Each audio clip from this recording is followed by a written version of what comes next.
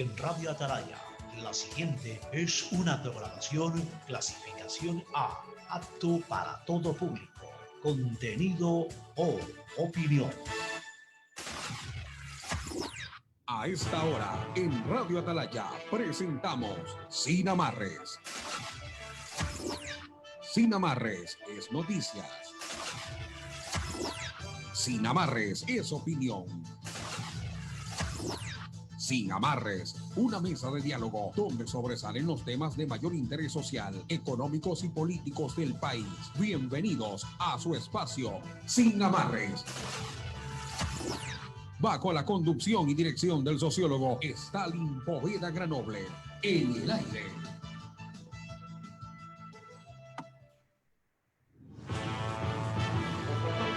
6 de la mañana con 33 minutos, 6:33 de este lunes, 7 de diciembre del año 2020. Para quienes conformamos el equipo de Radio Atalaya 680M, es un placer estar junto a ustedes iniciando esta jornada, iniciando esta semana, ya apenas 17 días de Nochebuena. Nos estamos preparando pues para vivir estas fiestas también de diciembre, y dentro de esta nueva normalidad. No se olvide mantener la distancia, las medidas de bioseguridad durante esta época que generalmente es de aglomeraciones. 6:34 para iniciar. Por supuesto, les decimos también gracias a quienes nos acompañan a través de nuestras redes sociales. Estamos en nuestro canal en YouTube como Radio Atalaya 75, también en Instagram y en Twitter como @Radio Atalaya, donde permanentemente usted puede encontrar las novedades noticiosas que ocurren minuto a minuto. Saludamos ahora a nuestro compañero Carlos Pacheco, quien está en la sala de controles y conectados junto a nosotros. Ya los vemos y los vamos a escuchar también al licenciado Alcides Montilla y el sociólogo Stalin Poveda, a quienes vamos a saludar a continuación. Licenciado, ¿cómo está usted? Muy buenos días. Buenos días, Teresa. Saludamos también a Stalin Poveda, el director del programa, y también saludamos a Carlos Julio Pacheco, que maneja los controles de la radio. Pero en primera línea, como siempre, saludamos a la amable audiencia de Atalaya que nos sintoniza, nos escucha, nos oye, acá en Guayaquil, también en el Ecuador y por supuesto en todo el mundo, porque Atalaya se escucha en todo el mundo a través de nuestras distintas redes sociales. Como siempre, a todos, gracias por sintonizarnos. Reciban a cambio un abrazo imaginario a la distancia, estimada Teresa. Y el saludo también en este momento es para el sociólogo Stalin Poveda Granoble, director de Sin Amarres. Muy buenos días, sociólogo. ¿Cómo está usted? Buenos días, ecuatorianos. Teresa, es un placer saludarla. Alcides Montilla, compañero de jornada, buenos días. Y también a Carlitos Pacheco, ¿cómo está usted? Los ecuatorianos realmente iniciamos una semana llena de muchas expectativas en distintos aspectos, temas de seguridad, temas de elecciones. Los vamos a revisar conociendo los titulares que hoy están en las primeras planas de los medios impresos de circulación nacional.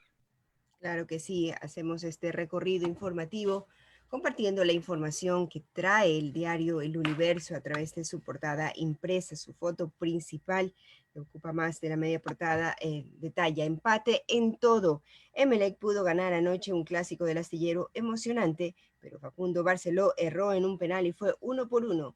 Azules y Barcelona comparten la cima de la tabla con 22 puntos y más de 11 de gol diferencia. Emocionante resultado que pone en igualdad a los equipos del clásico del astillero. Por otro lado, frente a la emergencia sanitaria, 34 informes irán a justicia. Contraloría ve indicios de responsabilidad penal por compras durante la emergencia, señala El Universo. Así también el Comité de Ética tiene sus críticos. Unos lo ven positivo, otros creen que se prestará a la impunidad y chantaje. Por otro lado, 8 muertos en cárcel de Esmeraldas. Esmeraldas causó además 8 heridos de gravedad. Parte de la ola delincuencial y violenta pues que se registra en todo el país. Finalmente, nos dice también El Universo, empezó la distribución de vacuna contra COVID-19 a hospitales de Reino Unido. Un titular que creo que lleva esperanza al mundo. La dosis de la farmacéutica estadounidense Pfizer y la alemana BioNTech se comenzó a enviar ayer. Mañana se iniciará el programa de inmunización en Gran Bretaña. Por otro lado, vamos a compartir también la información que trae diario El Comercio a través de su página web. Sesión solemne tuvo lugar en el tradicional barrio de San Roque, esto pues por los 486 años de fundación de Quito, una ceremonia en la que se ve, según la fotografía, se trató de cumplir con todos los protocolos de bioseguridad. Por otro lado, también nos dice este diario, Ecuador calificó como una inaceptable intervención declaraciones de Fernández. Se refiere a la vicepresidenta de Argentina, Cristina Fernández, quien habló sobre el proceso electoral que se desarrolla en el país. En diciembre anterior, la vicepresidenta de Argentina publicó a través de su cuenta de Twitter una imagen en la que aparece junto a Andrés Arauz, candidato a la presidencia de Ecuador por el correísmo, y acompañó esta imagen del mensaje junto a Andrés Arauz Galarza, hasta hoy proscrito candidato a presidente de Ecuador por la Alianza Unión por la Esperanza. Y se preguntaba ella, ¿en serio Lenín Moreno pretende que el resto del mundo crea que en el Ecuador hay democracia? Frente a esto, pues se ha presentado ya una nota de protesta. Por otro lado, también nos dice Diario El Comercio, los pacientes con síntomas más graves llegan a sanatorios, también nos cuenta sobre el COVID-19. En otros temas, el acuerdo de primera fase con Estados Unidos debe aplicarse hasta el 2022. Ecuador y Estados Unidos prevén suscribir el protocolo relacionado con normas comerciales y transparencia denominado Acuerdo Comercial de Primera Fase. Si también nos dice planes de gobierno, requisito de forma para los binomios. Para calificar candidaturas, el Consejo Nacional Electoral verifica que los planes de gobierno tengan 4 capítulos. Hay textos con contenido copiado de Wikipedia, según anota El Comercio. Vamos también a revisar la información que trae Diario Expreso a través de su página web. Esta también señala la riña entre bandas en Esmeraldas que ha dejado muertos. Así también recoge que el Ecuador protesta contra Argentina por declaración de su vicepresidenta. En otros temas nos dice también operativos dejan 16 detenidos en los operativos antidelincuenciales. En otros temas, en el plano internacional, señala también Ecuador no reconocerá resultados de elecciones parlamentarias en Venezuela que se cumplieron. Guayaquil clausura 5 bares de la zona Rosa y Sauces 2. Según el Cabildo, no funcionaban bajo la figura de resto bar, que es la única opción permitida frente a esta nueva normalidad. 6 de la mañana con 39 minutos, estimado sociólogo. De esa manera culminamos este recorrido informativo. Muchas gracias, Teresa. Antes quiero comentar, y no comentar porque no soy comentarista deportivo, siempre digo que se lo cedo a mis compañeros que tienen más claridad en el análisis respecto a los resultados en el orden futbolero. Emelec y Barcelona, un clásico que con mucha expectativa esperábamos los ecuatorianos, los aficionados, a cada uno de los equipos que en la noche del día de ayer realmente empataron. Emelec, no sé, y esto le voy a preguntar también a mi compañero Alcides Montilla, si que el empate lo pone en el primer puesto o necesitaba ganar. Alcides, tu comentario del clásico del día de ayer. Buenos días, Alcides. Vea, Stalin, buenos días. Saludamos a la amable audiencia de Atalaya. Yo pensé que la prensa en general iba a priorizar otros titulares mucho más importantes que la del fútbol. Porque ayer fue un partido más, no es que ganó el campeonato el Emelec o Barcelona, ahí se hubiese ameritado eso. Pero hay otros titulares importantes, como la derrota de Maduro ayer en Venezuela, como hoy 7 de diciembre, Stalin, a 2 meses de las elecciones, y todavía en este país no sabemos quiénes son los candidatos. O sea, hay titulares muchísimo más importantes que los del fútbol. Lamentablemente a veces la afición prefiere el titular del fútbol a otros titulares mucho más importantes, como yo los acabo de anotar. Tal vez sea, Alcides, tal vez sea que analizar el resultado del partido de Emelec y Barcelona o del fútbol sea más sano emocionalmente para los ciudadanos que analizar todos estos procesos de fraudes, analizar toda esta relación en el orden electoral respecto a elecciones, que realmente a esta altura no sabemos si esto es una farsa o es una comedia. Pero si es farsa y comedia, al final el tema electoral termina en una tragedia, porque nadie está esperando que los políticos resuelvan los problemas del país cuando tienen conciencia que se han originado desde esa misma matriz. Continúa, Bueno, Alcides. dale. El fútbol también no nos va a resolver el problema. No, absolutamente no, pero no nos quita, no nos roba, no nos crea elementos distorsivos, nos da de alguna manera alegría. Es que ese es el asunto, ¿no? Las prioridades que cada uno tiene respecto de la situación del país.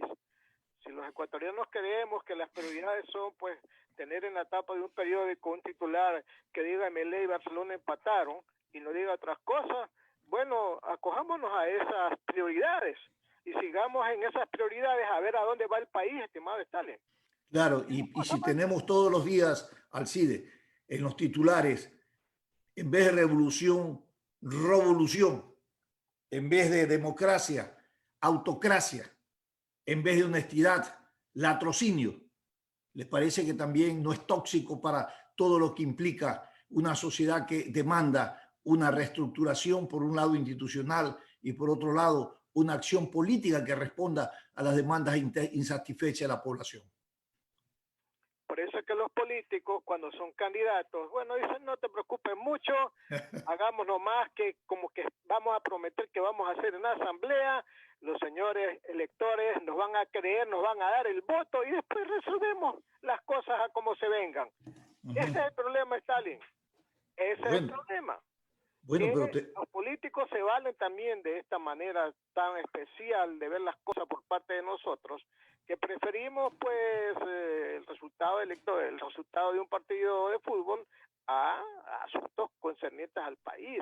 Yo le decía que estamos a 2 meses de las elecciones y aquí no se sabe cuántos binomios tenemos, no sabemos quiénes van a ser los candidatos, no sabemos si se va a suspender la pugna entre el Consejo Nacional Electoral y el Tribunal Contencioso Electoral y muchísimas preguntas más, aparte de otras que me estoy haciendo, ¿verdad? Como por ejemplo, ¿qué pasó que el gobierno ayer no estuvo representado en la sesión solemne por la fundación de los 486 años de Quito?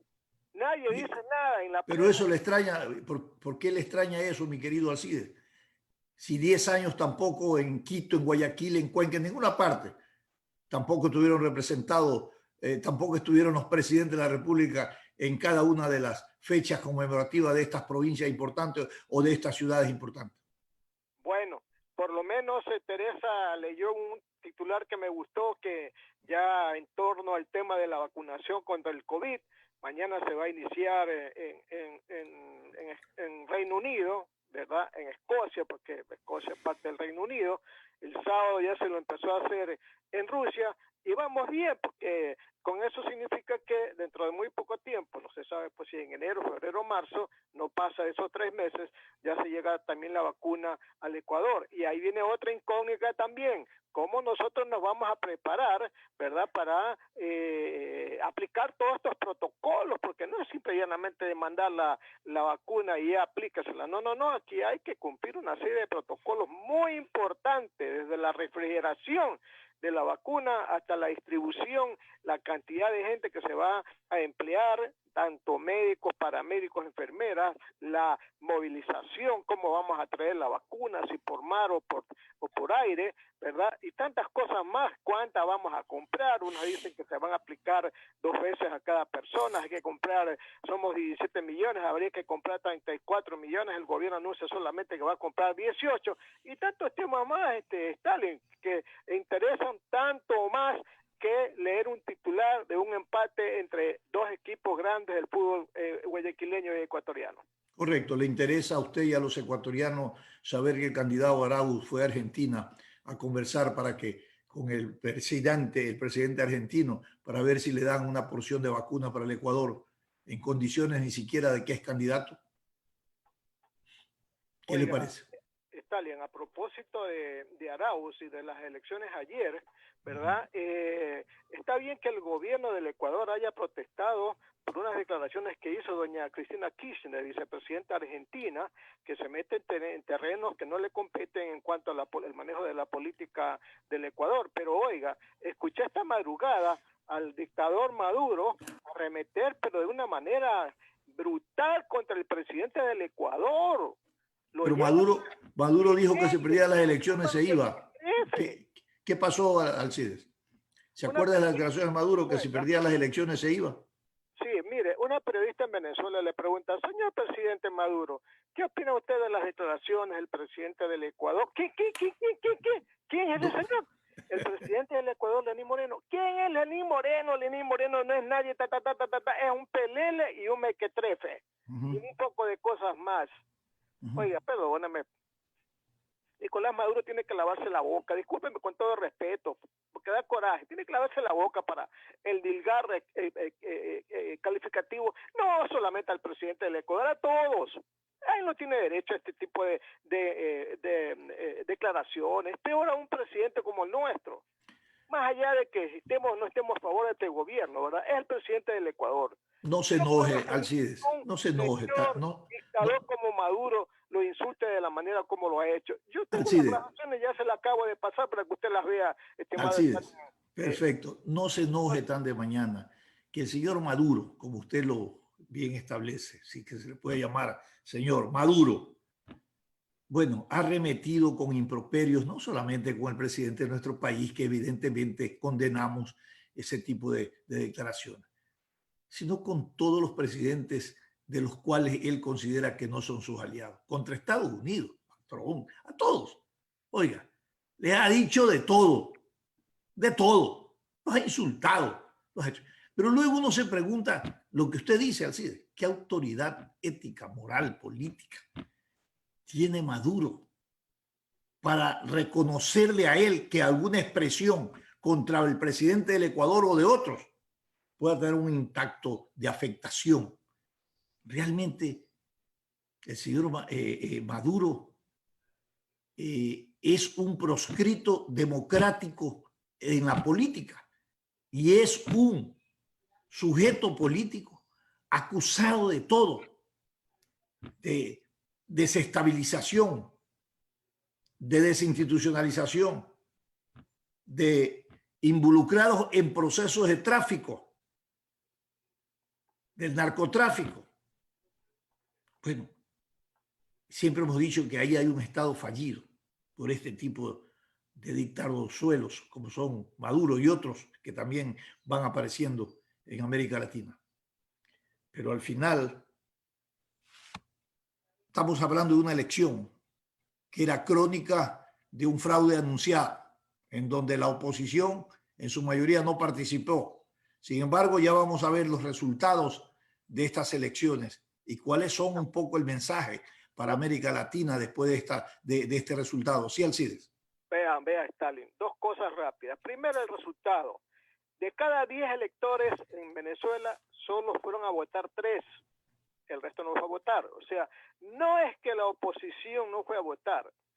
No fue a votar el pueblo, Stalin. No fue a votar el pueblo. Y yo me valgo no de informaciones de los medios, me valgo de mis propias informaciones que yo recojo, de mis propios amigos que tengo por allá. Y dos, si sabe que el expresidente Correa está en Venezuela y fue invitado como veedor. Está acompañado también de su séquito, pues, ¿no? Veedor. También está acompañado de su séquito en Venezuela el señor Correa. Claro, ahí está pues... Patiño está también, Patiño. Señor Patiño. Pero mira, Stalin, no sé si usted sepa quién es Ramiro Aguilar Torres. Preséntemelo. Ramiro Aguilar Torres fue candidato a la vicepresidencia con Dalo Bucarán, ¿se acuerda? Sí, me acuerdo. Ya, el señor es abogado de los señores correístas. Anoche acaba de emitir un tuit que se lo voy a leer. Está enojado por la presencia de Correa en Venezuela. Dice Ramiro Aguilar Torres. Está un tuit, dice: ve a don Machi Rafael, de gana fue a Venezuela. Un error absurdo en plena campaña en Ecuador. La clase política venezolana, tanto de gobierno como de oposición, no valen para nada. Y usted, señor Correa, va a legitimar eso. Acaba de dar papaya por las... Y ahí hay una palabra muy común que regularmente decimos los ecuatorianos. Acaba de dar papaya por las huevas. Así está textualmente, literalmente. Pero Alcides, pero es correcto lo que plantea Ramiro Aguilar. Y le voy a decir por qué. ¿Cuál es el debate aquí en el país durante la década del Correato? Era evitar que ese gobierno lleve a nuestro país a una Venezuela. ¿O no era ese el debate? Y hoy el debate era o es que lo está perdiendo Arauz, el tema de la desdolarización. Y luego, yo siempre digo, el tema de la dolarización no debe de ser un tema de agenda electoral, porque la dolarización 20 años después ya no le pertenece a ningún candidato, a ningún gobierno ni a ningún político. ¿Sabe a quién le pertenece? A nosotros, al pueblo, a la ciudadanía. ¿Usted cree que alguien que le diga voy a salir de la dolarización, un candidato, va a ser beneficiario del voto de los ecuatorianos? ¿Usted cree que la presencia de Correa en Venezuela va a sumar votos a favor de la candidatura de Arauz? Por lo contrario, le va a restar votos, porque el debate ahora va a ser, ahí están los candidatos, estos son los que joden la nación. Me acuerdo de esta consigna de los años 70 al 80. Entonces sí se le puede decir a Correa y sus secuaces, ahí están, ellos son los que jodieron la nación. Y hoy están en esa nación jodida, legitimando ese proceso electoral que todo el mundo sabe que es un proceso fraudulento electoralmente. Y esta respuesta que usted tiene como dato que me parece muy interesante, de que cada 3 de 10 fueron a votar, bueno, resume en una sola palabra de que ese pueblo está hastiado de la forma como lo gobiernan, y que ha llegado la hora de protestar democráticamente, y se han dado cuenta que esto es mejor que salir a las calles y exponer a la gente a que sea presa fácil de disparos, metrallas o de represión del gobierno del presidente Maduro. Bueno, déjenlos que ellos solitos se hagan el hariquiri. Acá nosotros tenemos que tener una respuesta respecto a ese comportamiento de esta tendencia que hoy está, entre comillas, participando en las elecciones, que todavía no califican su candidato, pero que tiene alguna opción aquí en el país. Así es. Bueno, le cuento, ¿no? Que solo votaron 5.300.000 allá en Venezuela. ¿Y de cuántos electores? Bueno, ese 5.300.000 corresponde al 31%. Ya, perfecto. Sí, Solo eso. Estás hablando de 9 millones. Bueno, sí. 64.104, ese es el dato exacto, ¿verdad? Ya. 5.264.104 votos. Maduro y su grupo alcanzó 3.558.320. 3.558.320. Y un comité de organización política electoral independiente, ¿verdad?, que fue formado por los mismos del gobierno y le dieron un cariz de opositores para dar a entender de que la oposición también estaba participando. Quedó en segundo lugar con 944.665 votos, o sea, solamente el 17.95%. Entonces, ganó Maduro. Un mandatario que ha ganado una elección con la participación del 31% puede decir que él es un legítimo mandatario, porque Maduro dijo mucho antes que si perdía las elecciones, él renunciaba. ¿Y usted cree que ha perdido las elecciones, Alcide? ¿Perdón? ¿Usted cree que ha perdido las elecciones? Si de 10 personas que van a votar, que deben votar, solamente van a las urnas 3 y no van 7, ¿qué significa, Stalin? En otras palabras, ¿qué significa? ¿Por qué no han ido esos 7 a votar? ¿Por qué no han ido? No lo reconocen, hay descontento, no participan, cualquier respuesta. Muchísimas cosas pueden pasar, ¿verdad? Pero el promedio general es que la gente no ha ido a votar por repudio al gobierno, por la situación económica. La gente no tiene que comer en Venezuela. El salario apenas alcanza para comprar 3 guineos a los ecuatorianos, 3 guineos y un pan. Y muchos están en otros países, no solamente de América, sino también de Europa, muchos venezolanos. ¿Qué le parece? ¿Por qué no analizamos que tal vez la oposición se equivocó? ¿Por qué no participó? Y bueno, hubiéramos tenido en blanco y negro un resultado importantísimo. ¿Qué le parece? Stalin, si usted le dice, oiga, venga a participar, y usted dice, oye, perdóname un ratito, el Tribunal Supremo Electoral, los que componen el tribunal, ¿quién los nombró? El gobierno. El Tribunal Contencioso Electoral, ¿quién los eligió? El gobierno.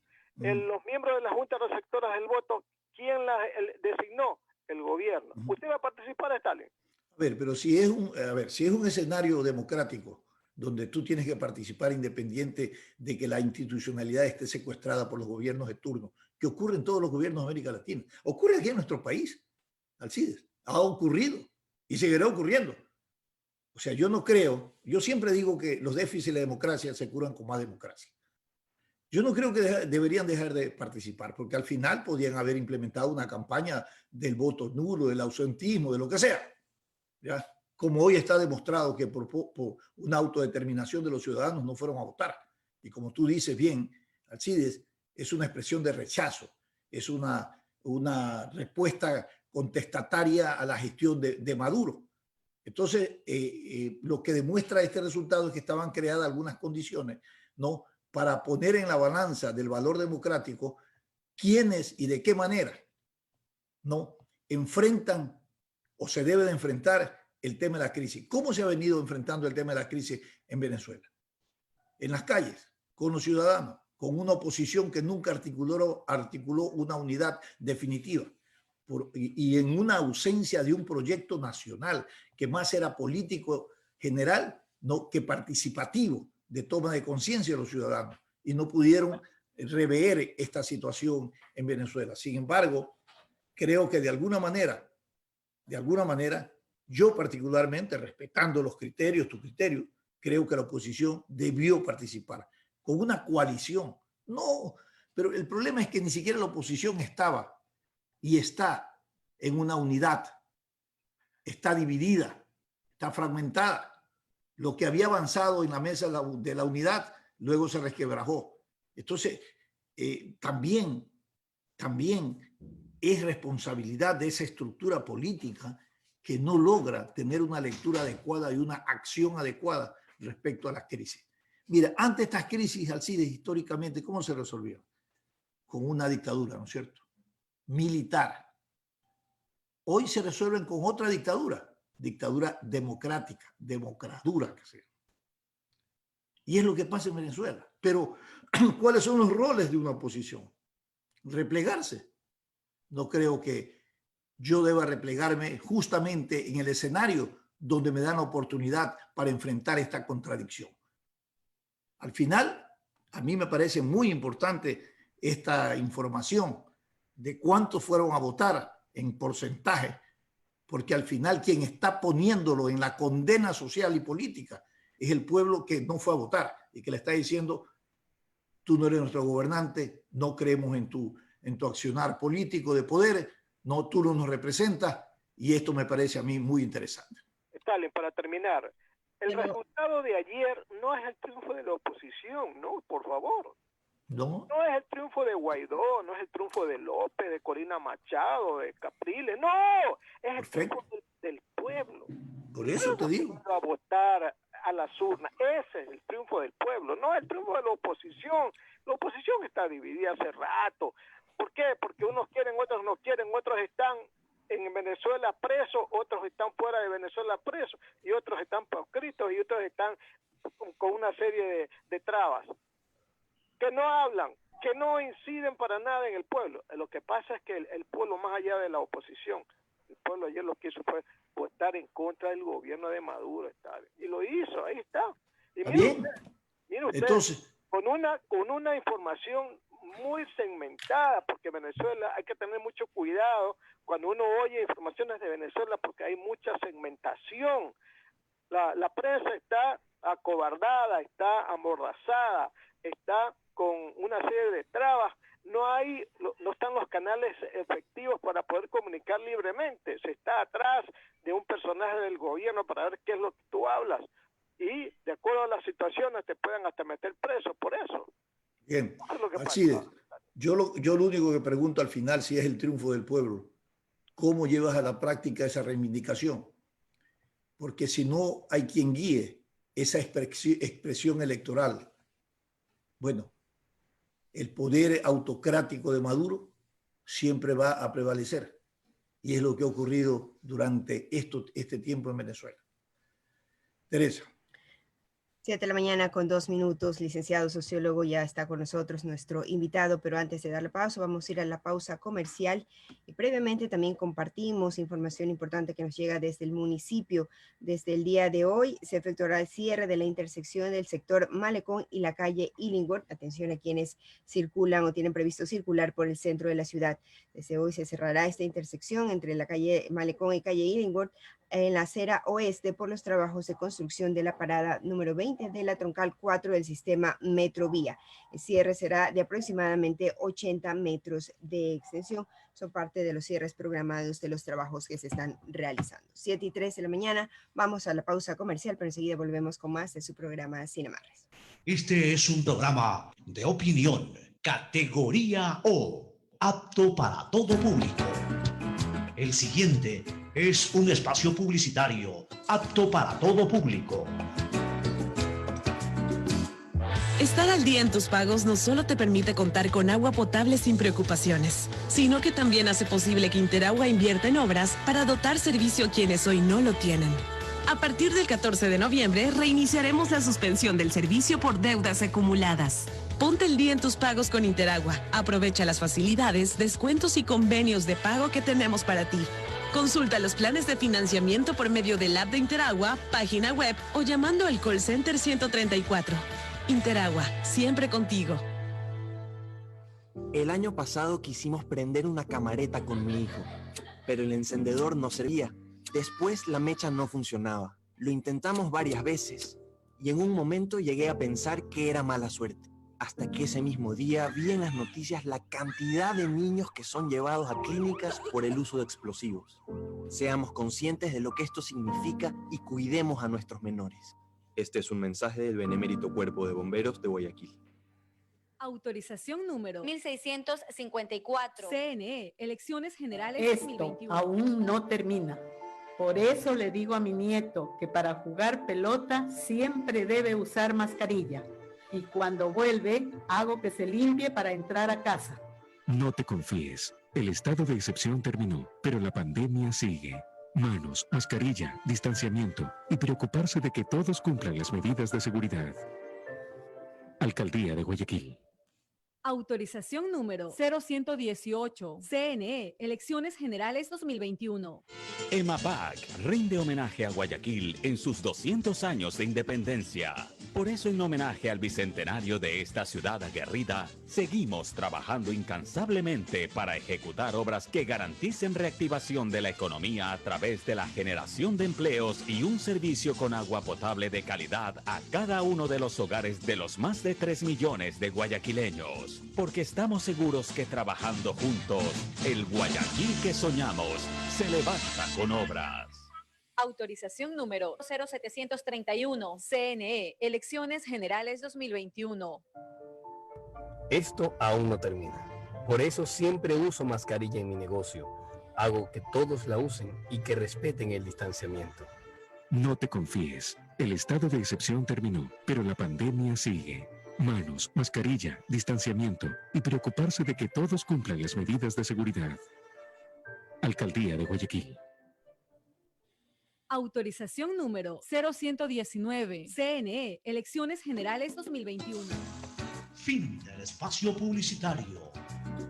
Usted está escuchando un programa de opinión, categoría O, apto para todo público. Sin Amarres, una mesa de diálogo en Sin Amarres. En Sin Amarres le damos la bienvenida al invitado de hoy.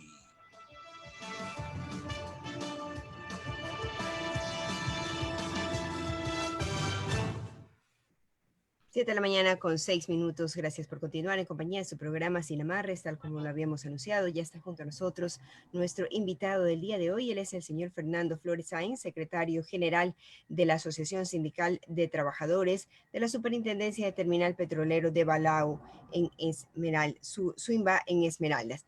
Nos acompaña para dialogar sobre la asignación de recursos económicos para mantenimiento de las embarcaciones. Estimado sociólogo. Muchas gracias, le damos la bienvenida a Fernando Flores. ¿Cómo está usted? Y queremos abordar algunos aspectos, además del presupuesto para las operaciones que están demandando. Hay una lucha en el orden gremial y una denuncia pública sobre la intención del gobierno de concesionar al sector privado el área operativa del terminal terrestre de Balao. Coméntenos cómo está este proceso y en qué circunstancias se está dando, si esto está avanzando o de alguna manera este gobierno podrá terminar con este propósito o no lo terminará y que la presión social, la demanda gremial se mantendrá. Buenos días y bienvenido. Buenos días, ciudadanía ecuatoriana. Buenos días, Stalin. Buenos días, Teresa. Buenos días, Alcides. Fernando Flores, secretario general del sindicato de la Superintendencia del Terminal Petrolero de Balao, se dirige hacia ustedes para, poner en claro primero decirles que Suimba está catalogada o está dentro de las entidades de sectores estratégicos. Es una entidad de sectores estratégicos porque brinda los servicios marítimos, portuarios, petroleros a los barcos que arriban a este terminal a llevar el petróleo que Ecuador vende al mundo. Por un lado eso. Por otro lado, mencionarles que sí, continúa la intención de concesionar nuestra área operativa de nuestro terminal, en el sentido de que quieren implementar un instrumento legal que no es legal del todo, ¿no? Que se llama modelo de gestión, saltándose el reglamento y la ley de creación de Suimba. Suimba fue creada por una ley especial para administrar los terminales petroleros del Ecuador, porque recordemos que no solamente es Suimba, también es Suinza y Swinli, una en Libertad y la otra en Salitral, Guayaquil. Entonces, como esa ley de creación, una ley especial creada por el Decreto Supremo, tiene un reglamento en el cual impide que nadie, excepto el Estado, asuma las competencias y los servicios de nuestro terminal. Pero está aprobado por ley también, las alianzas público-privadas, que en la estructura correcto, y en la columna... Está bien las alianzas público, pero una cosa es ser alianza público-privada, pero acá no quieren hacer eso, simplemente quieren desplazar a lo que el Estado siempre ha sido como Suimba, porque Suimba es una entidad rentable que cuando ha operado tiene 48 años de creación, y durante 45 años Suimba operó al 100%. De un tiempo para acá... Fernando, ¿por qué es rentable este terminal de operaciones? ¿Cuánto le produce al Estado? ¿Qué cobra? ¿Tasas, mantenimiento? ¿Qué es lo que cobra? ¿De dónde vienen sus ingresos? Primero que nosotros el servicio que brindamos por remolques y lanchas a los buques petroleros cuando hacen las maniobras en las boyas de OCP, SOTE, TEPRE, que es terminal de productos refinados, cobramos por ese servicio. Suimba le genera al Estado entre 35 y 40 millones en su máximo cuando hay más demanda de barcos al Estado. Suimba no consume dinero prácticamente del Estado, sino de lo que mismo genera. De lo que genera, Suimba se desglosa su presupuesto institucional y luego lo que resta va al erario nacional. Entonces, por eso Suimba es una entidad rentable. O sea, que es autosuficiente y tiene una rentabilidad muy importante garantizada. Claro, y recordemos que lo que puede generar para el Estado Suimba siempre será revertido, pues bienestar social, educación, vialidad y todo lo que en sí son competencias del Estado. Ahora, pero ustedes plantean Fernando, plantean que si se da este tipo de concesión, el Estado no sería beneficiario sino solamente con un 25% y no con un 100% como hasta ahora ha venido manteniendo. Eso es correcto, Justamente la empresa privada que ya se encuentra presente a partir del año 2018 de una forma bien notable, porque de ese tiempo para acá tenemos alrededor de unas 12, 14 embarcaciones de empresa privada, cosa que no se suscitaba antes del 2017. Entonces, como ustedes podrán apreciar, de acuerdo a lo que les estoy explicando, la empresa privada está queriendo ganar espacio, o ya lo ganó, digamos. Ya. Y el Ecuador dejaría de percibir todo lo que percibía antes y se quedaría prácticamente todo ese porcentaje, todos esos millones de dólares con la empresa privada. Un negocio redondo. Si es autosuficiente, hay una utilidad, unos ingresos de 45 a 50 millones de dólares. ¿Por qué ustedes no tienen el recurso operativo, no financiero para las operaciones, valga la redundancia, que es lo que están reclamando también? Ya, primero de 35 a 40 millones. Ese es el valor que ingresa Swimba. ¿Cuál es la situación aquí? Swimba hasta el año 2014 era regulada o pertenecíamos directamente al Ministerio de Defensa, exclusivamente a la Armada del Ecuador. Luego, por decreto ejecutivo, pasamos a ser parte del Ministerio de Transporte y Obras Públicas, por el órgano regente, que es la Subsecretaría de Marítimo de Puertos y Transporte. A partir de ahí, Swimba ha venido sufriendo yo le puedo llamar una conspiración. ¿Por qué razón? Porque primero que no lo ubicaron en el sitial que corresponde como una entidad un tanto autónoma para poder distribuir su presupuesto. Ahora dependemos del Ministerio de Transporte y normalmente, ¿qué hacen? Cuando hay algún tipo de mantenimiento, de compras para repuestos, tenemos que estar a cuentagotas pidiéndole primero al Ministerio de Transporte y luego el Ministerio de Transporte, o sea, a través de la Subsecretaría, le pide al Ministerio de Finanzas y nos asignan un presupuesto que, como usted sabe, en el aparato de contratación pública demora un proceso. Y cuando el proceso de repente por algún tipo de falencia, se cae el proceso y no se reinicia y así se pasa el tiempo y Swimba no han podido mantener sus embarcaciones, comprar presupuesto para repuestos, para materiales, para todo lo que encierra la operación de este terminal. Entonces, y aparte de eso, por parte del Ministerio y también de parte de la Subsecretaría, no se ha hecho la gestión como para que Swimba tenga esa capacidad de independencia y poder operar. Correcto. Entonces, si ustedes eran autosuficientes y tenían un presupuesto que devenía de las actividades y operaciones que realizaban, lo que usted me narra entonces es que competencias de traspaso de gestión administrativa es lo que de alguna manera está obstaculizando estos desembolsos como habitualmente los tenían anteriormente. Pero también le quiero preguntar si es que a esta organización, a Swimba, no está atrapada también por los cálculos políticos, por las representaciones políticas. A veces cuando me cambian a los gerentes permanentemente, a los superintendentes, entonces no hay una continuidad en estos procesos. ¿Esto está ocurriendo a nivel de esta estructura? Pero por supuesto, claro. Gracias por la pregunta. Mencionarle que en este último año han transcurrido 5 superintendentes, cuando lo que anteriormente se hacía era que un superintendente duraba entre 4 y 5 años, cuando éramos parte de la Armada. Ahora, por cálculos políticos, como motín económico, porque eso no se le puede decir otra cosa, simple y llanamente vienen y quitan a uno y ponen a otro. Y lo que es peor, personas que son totalmente ajenas a la actividad y a la administración marítima petrolera, totalmente ajenas.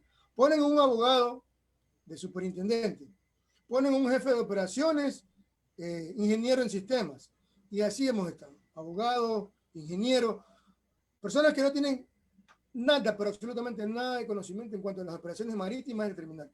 Tienen que venir a empaparse y lo que es peor, después de que se empapan, lo único que saben nada más es distribuir, mandar el botón en un sistema que maneja Swimba, un sistema electrónico para la distribución de las embarcaciones.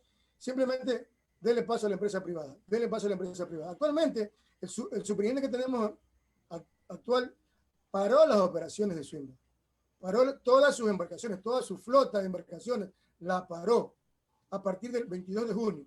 Es esta fecha que estamos, creo que es 7 hoy de diciembre, y aún no hay por lo menos un indicio de que se pueda salir con una de nuestras embarcaciones, por lo menos una, a operar.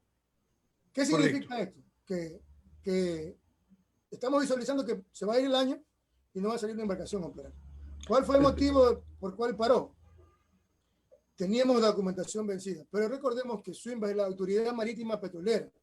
En tiempos de pandemia, él, cuando llegó aquí, podía decirle al gobierno nacional, incluso al gobierno central, señor, estamos operando, este terminal nunca para, trabaja los 365 días del año, las 24 horas al día.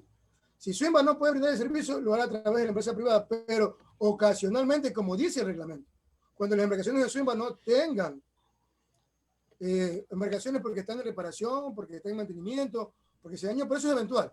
Pero acá lo quieren hacer un instrumento legal permanente, desplazar a Swinba y que entre en la empresa privada.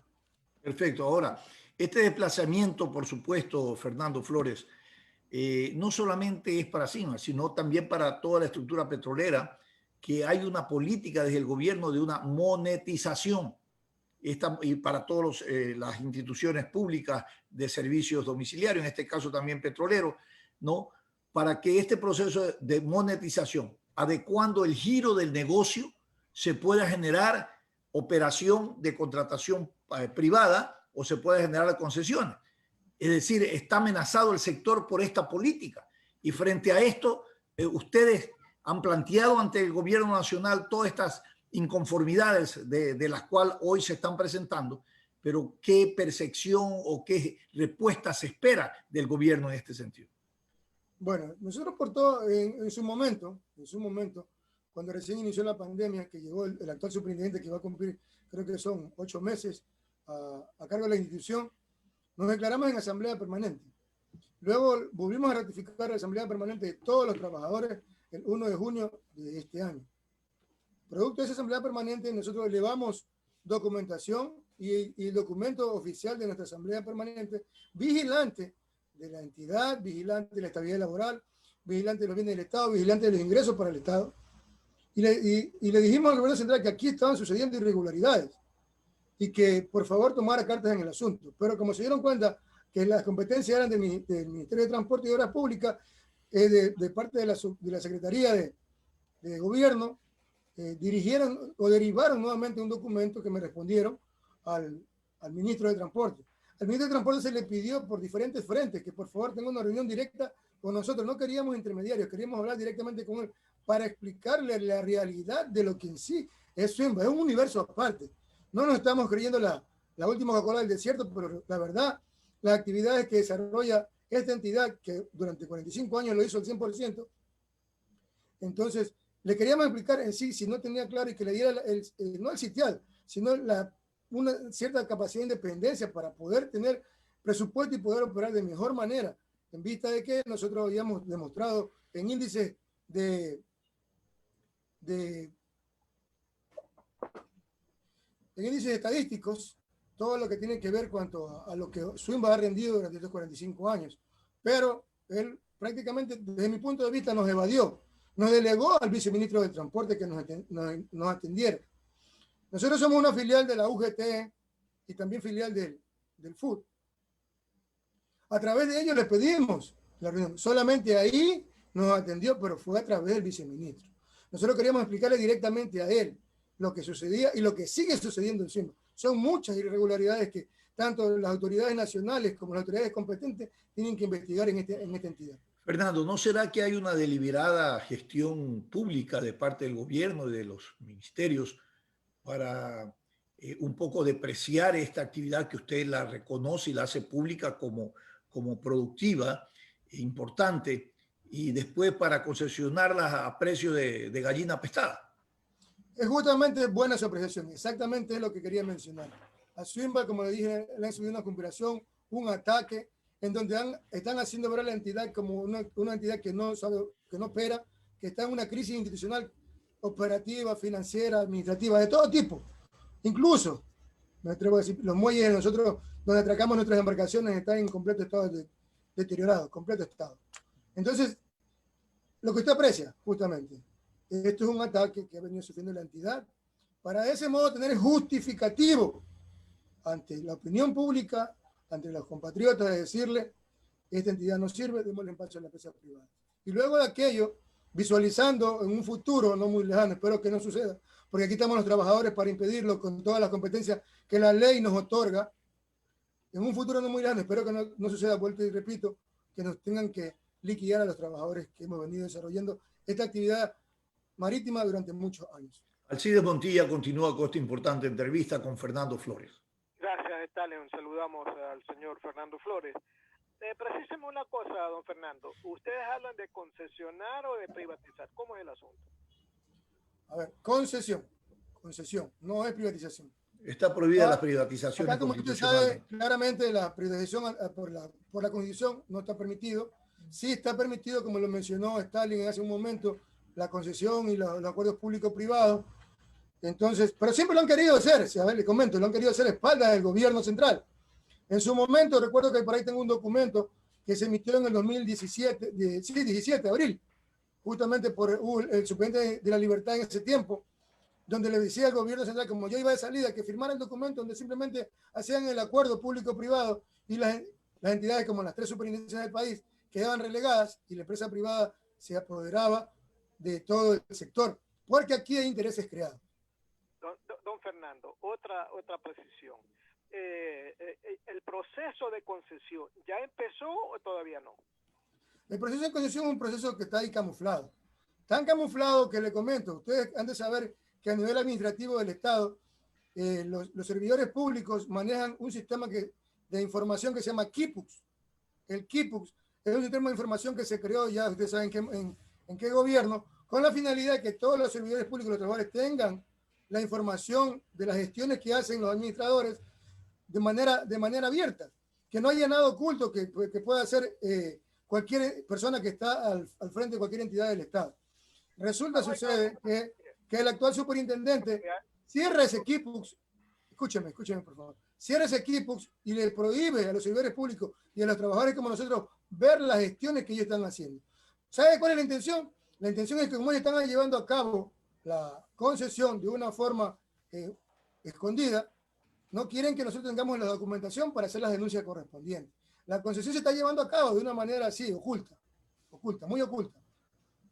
Dígame una cosa, ¿y ustedes han sabido qué empresas son las interesadas en participar en este proceso de concesión?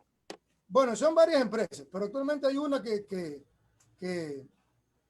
está preponderando aquí, que se está apoderando, y por cuestiones que usted ya sabe y me entiende como periodista, no las puedo mencionar. O sea, hay interesados, ¿verdad? Sí, hay interesados y muchos intereses. Fernando, ¿y la convocatoria no es pública para el tema de concesión? Discúlpame, Alcides, una pregunta sobre ese tema. Stalin, le comento. No es pública, primero porque lo están haciendo de forma oculta. Segundo, porque como dije, la ley y el reglamento, porque es ley suprema. Decreto año 1972, que no les permite así de una forma directa hacerlo. Lo que quieren hacer es saltarse la ley, saltarse el reglamento, y al interior del Ministerio de Transporte y Obras Públicas, al interior de la Subsecretaría y al interior de la Superintendencia o de las superintendencias, establecer un documento que se llama modelo de gestión y dejarlo establecido como una resolución al interior. Entonces, de ese modo, simple y llanamente, ya no tenemos prácticamente esa capacidad los trabajadores o la superintendencia de decirle, ¿sabe qué? Usted no puede hacer eso, porque están haciendo esa resolución. Fernando, eso es una resolución, es un acto administrativo que ustedes pueden impugnarlo en cualquier instancia. Y no creo que el gobierno todavía tenga espacio para llevar adelante, tiempo para llevar adelante este proceso de concesión. Ustedes han resistido en el marco de la resistencia como derecho constitucional y en el marco gremial o de funcionarios este ataque. Y yo creo que van a mantenerlo y veamos qué pasa con el próximo gobierno. Alcides. No, la última cosa, señor Flores. Para hacer esta entrevista yo estuve leyendo algunas cosas y desde julio, entiéndase bien, desde julio de este año se viene hablando de lo mismo que estamos hablando ahorita. Entonces la pregunta es, han transcurrido 6 meses y no vemos ninguna novedad en el asunto, señor Flores. ¿Qué pasa ahí? ¿Que ya desistieron o que están esperando la oportunidad para volver a replantear el tema? A ver, en vista de que nosotros los trabajadores no hemos sido escuchados como corresponde por los canales correspondientes, recurrimos a establecer denuncias ante los organismos del Estado correspondientes de todo lo que sucede. Lo hemos denunciado a nivel de Contraloría, a nivel de la Presidencia, a nivel de la Asamblea e incluso a nivel de Fiscalía. Lo hemos denunciado con documentos, hemos tomado esa determinación los trabajadores de este gremio y lo hemos hecho, esperando que quienes tienen la posibilidad o la capacidad de hacerlo, de investigar y llegar hasta el fondo de las cosas que están sucediendo acá, lo hagan. Y en algún momento, si es que las autoridades, ante todo lo que nosotros hemos establecido, tomen cartas en el asunto y se sienten en una mesa de diálogo con los trabajadores para tratar de solventar y solucionar todas las situaciones que nos aquejan. Pedimos nosotros en su momento la salida de este superintendente por no tener una decisión de administrar esta superintendencia para el Estado, no a favor de la empresa privada. El año anterior también llegó un superintendente en el mes de septiembre, de apellido Pinargote, me recuerdo tanto, nefasto para esta superintendencia, y en un plumazo, como se dice por ahí, paró la flota. Actualmente esa flota todavía no se levanta de esa paralización que este señor dejó. Dijo que en 2 meses la flota iba a entrar a operar nuevamente. Ya tenemos más de 1 año, 2 meses, esperando que la flota complete por completo, que opere por completo. Tanto es así lo que pasa en esta entidad, que los trabajadores ya nos cansamos y decidimos, con todo lo que la ley nos asiste, poner la denuncia correspondiente. Gracias, señor Flores. Stalin.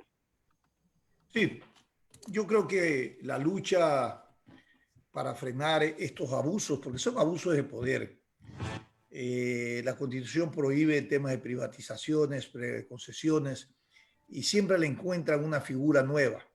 El tema del giro del negocio, que todos sabemos en el país que sirvió para cometer los actos de corrupción denunciados y que por ellos están sentenciados muchos funcionarios del gobierno del expresidente Rafael Correa. Y bueno, al final los trabajadores, los funcionarios, la gente que sabe el day to day, el día a día de estas operaciones y el rol que juegan estas institucionalidades, bueno, tendrán que defender como siempre ha sido. Esto es una lucha entre los intereses políticos y juegos de intereses de poder y grupos económicos y entre los intereses operativos, productivos, gremiales que tienen que defenderse institucionalmente. Hemos entrevistado a Fernando Flores, dirigente de ¿cómo es su organización? SUIMBA se llama la entidad. Superintendencia de Balado. La entidad, sí, perfecto. Es la Asociación de Trabajadores de la Superintendencia de Y nos ha aclarado, Fernando, creo que hemos dado la oportunidad de conocer, nosotros de conocer realmente cuál es la situación que está pasando y usted de explicarle a la ciudadanía a través de este medio qué es lo que está pasando en estas operaciones, en estas instituciones que son realmente importantes de conocerlas y de ser tomadas en cuenta por el rol que juegan en todo este proceso operativo para el tema de control de los terminales y de las operaciones que se realizan allí. Muchísimas gracias por haber estado con nosotros, Fernando. Ok, gracias Alcides, gracias Stalin, gracias Teresa. Bueno, como último, mencionar que nosotros los trabajadores de esta ciudad y provincia estamos muy atentos y vigilantes a todo lo que pueda suceder con nuestra entidad. Decirles que nosotros los ciudadanos tenemos en nuestras manos el poder de defender a las instituciones del Estado, que a pesar de que la gente diga pues que solamente estamos defendiendo nuestro puesto de trabajo, no es así. Miremoslo del punto de vista que cuando usted defiende un puesto de trabajo, indirectamente está creando fuentes de trabajo y comercio y rotando el circulante en una localidad. Algo muy importante que la gente pasa por alto. Defendemos las instituciones del Estado porque es algo que nos compete como trabajadores. Bien, muchísimas gracias. Muchas gracias por su espacio. Gracias a señor Fernando Flores por haber estado con nosotros. Gracias también a ustedes, nuestros amables oyentes, por habernos acompañado. Los dejamos en sintonía de Radio Atalaya. Ya viene Fernando Aguayo en vivo. Sin Amarres, una mesa de diálogo donde sobresalen los temas de mayor interés social, económicos y políticos del país. Sin Amarres, bajo la conducción del sociólogo Stalin Poveda Granobles.